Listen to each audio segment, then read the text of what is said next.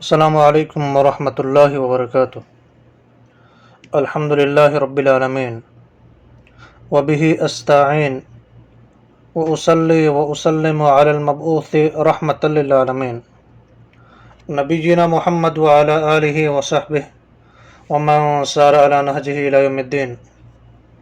فقد قال اللہ عز وجل فی محکم التنزیل بعد اعوذ باللہ السمیع العلیم من الشیطان الرجیم لقد كان لكم في رسول اللہ اسوۃ حسنہ۔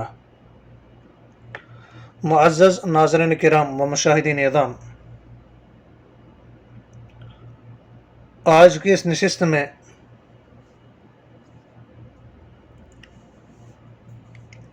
ہم اس بات کی معرفت حاصل کریں گے کہ عید میلاد النبی کو ایجاد کرنے والا کون تھا۔ اس سے پہلے والی نشست میں ہم نے رسول اللہ صلی اللہ علیہ وسلم کی تاریخ ولادت کے بارے میں بات کی تھی۔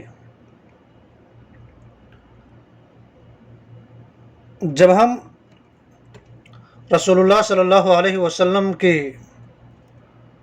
زندگی کو دیکھتے ہیں، آپ کے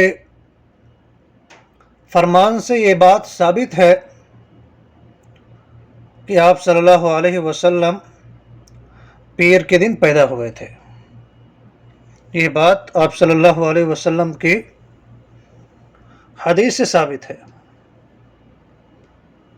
اور مؤرخین بھی اس بات پر اتفاق کرتے ہیں کہ آپ صلی اللہ علیہ وسلم پیر کے دن پیدا ہوئے تھے۔ لیکن اب یہ بات یہاں پر جاننے کی ہے کہ کیا رسول اللہ صلی اللہ علیہ وسلم نے اپنی مبارک زندگی میں اس دن کو کبھی منایا؟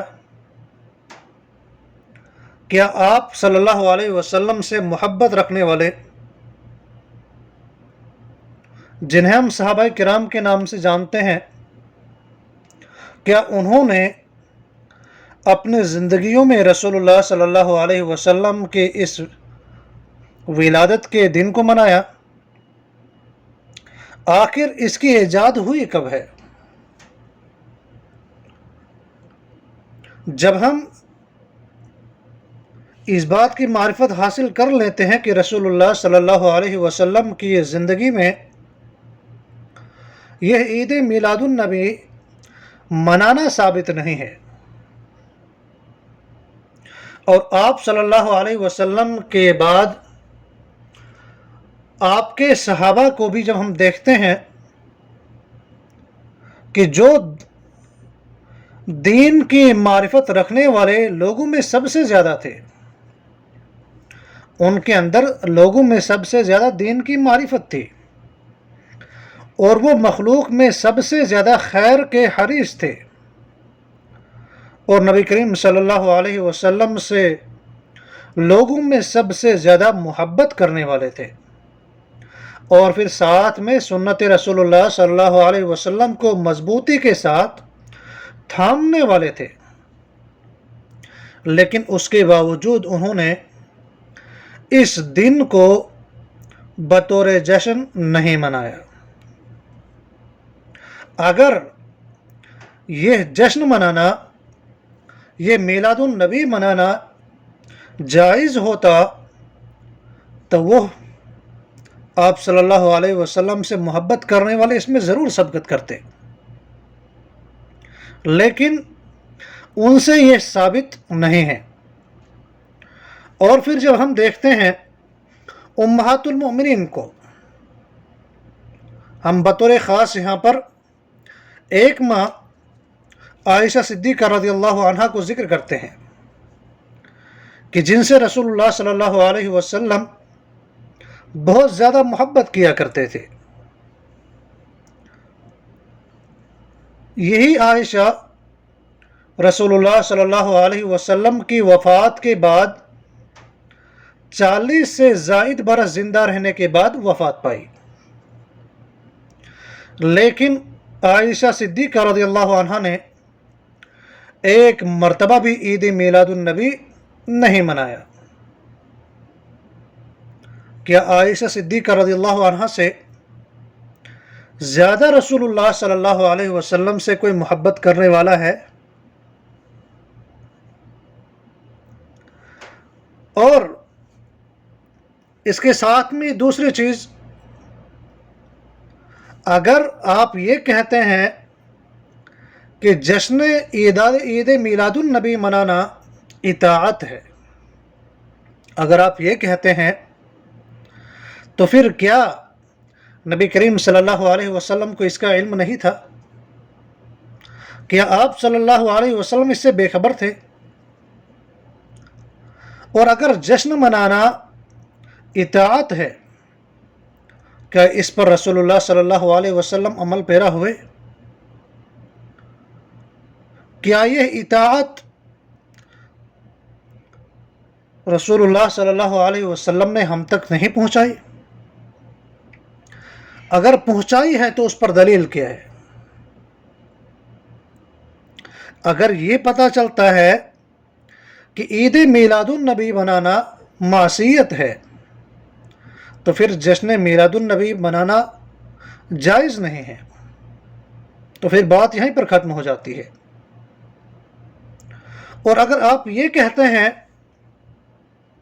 کہ رسول اللہ صلی اللہ علیہ وسلم کو اس کا علم نہیں تھا، تو یہ رسول اللہ صلی اللہ علیہ وسلم پر جہالت کی تہمت لگاتے ہیں، تو رسول اللہ صلی اللہ علیہ وسلم پر جہالت کی تہمت لگانے والا زندیق ہے۔ اگر آپ یہ مانتے ہیں کہ یہ اطاعت ہے لیکن اس کے بعد رسول اللہ صلی اللہ علیہ وسلم نے اس اطاعت کی رہنمائی نہیں کی، تو ایسی صورت میں آپ رسول اللہ صلی اللہ علیہ وسلم پر رسالت میں خیانت کی تہمت زنی کرتے ہیں۔ اس عظیم دور میں اس چیز کا کہیں پر وجود نہیں تھا، لیکن ایک ایسا وقت بھی آیا کہ جب خلافت عباسیہ کا دور تھا۔ اسی خلافت عباسیہ میں جب زوال شروع ہوا اور اسلامی مملکتیں ٹکڑے ٹکڑے ہو گئی، عقائد بگڑنے لگے، اور اسلام کے نام پر دشمنان اسلام نے اسلامی لبادہ اوڑھ لیا، اور رافضی شیعوں نے جو اپنے آپ کو فاطمی کہتے تھے، محبت رسول کا نعرہ لگا کر مسلمانوں کو اپنے دام فریب میں لینا شروع کیا۔ اور اسی دور میں یعنی سن 7ویں صدی ہجری کے اوائل میں ملک مظفر ابو سعید نے اس محفل میلاد کو رائج کیا اور اسے بڑھاوا دیا۔ تو اس سے پتہ چلا کہ اس کی ایجاد جو ہوئی ہے وہ 625 کے اندر ہوئی ہے، اور اس کو ایجاد کرنے والے ملک مظفر ابو سعید ہے، کہ جس نے اس عید میلاد النبی کو 625 عیسوی میں ایجاد کیا ہے، اور اس سے قبل جو ہے اس کا کہیں پر وجود نہیں تھا۔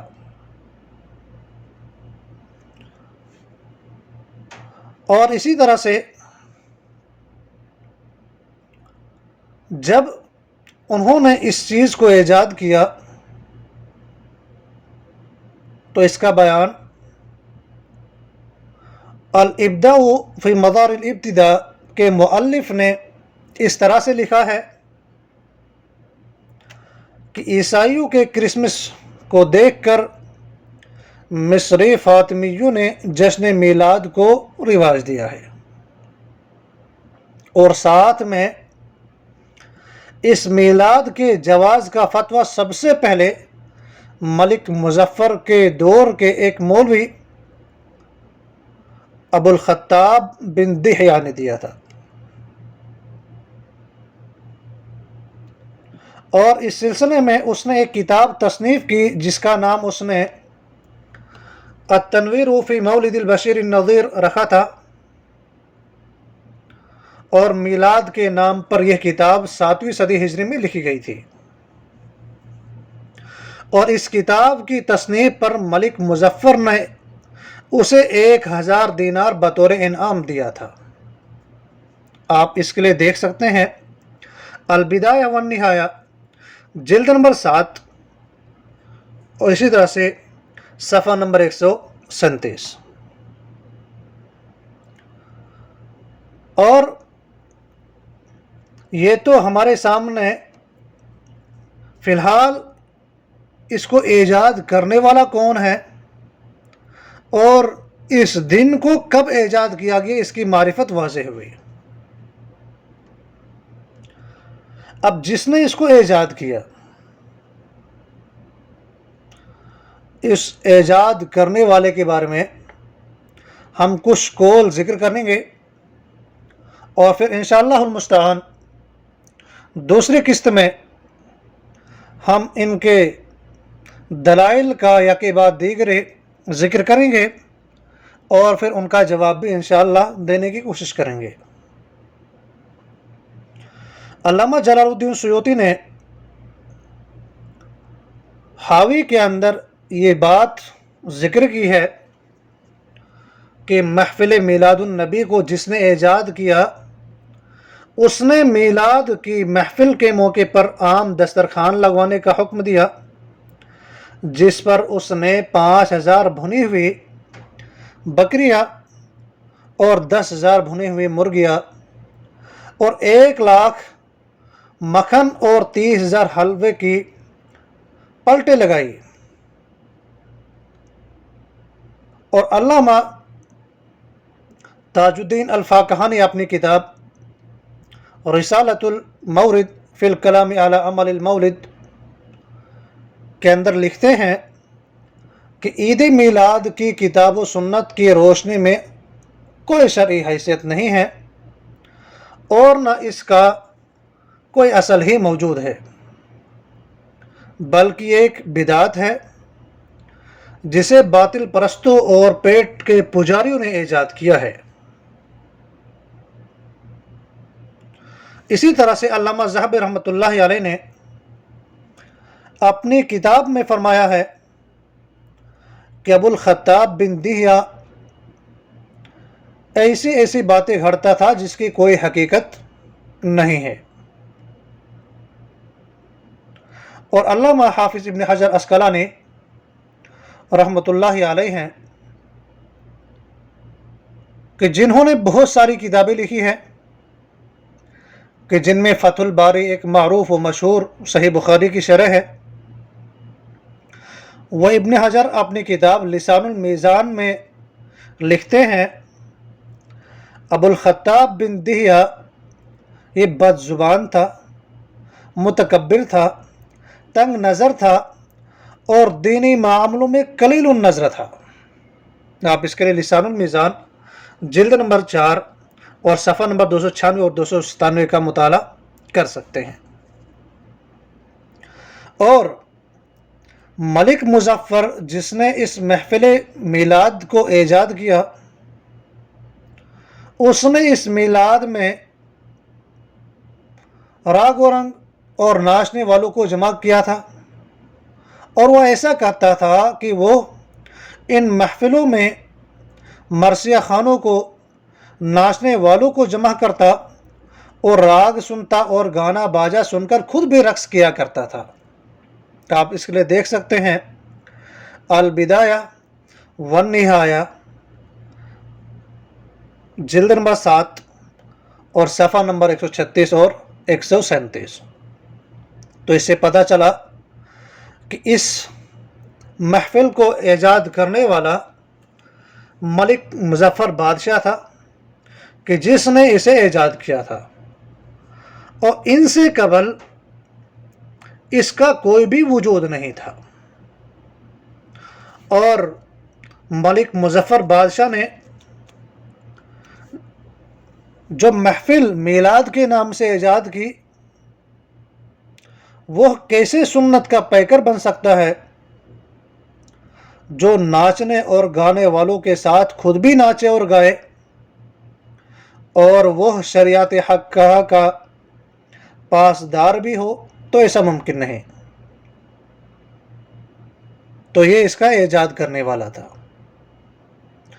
اور اس کے جائز کا فتویٰ جس نے سب سے پہلے دیا وہ ابو الخطاب بن دہیہ تھے کہ جسے کبار علماء حدیث نے کذاب، ناقابل اعتبار، غیر صحیح النسب اور اسی طرح سے فضول باتیں قرار دینے والا کہا ہے.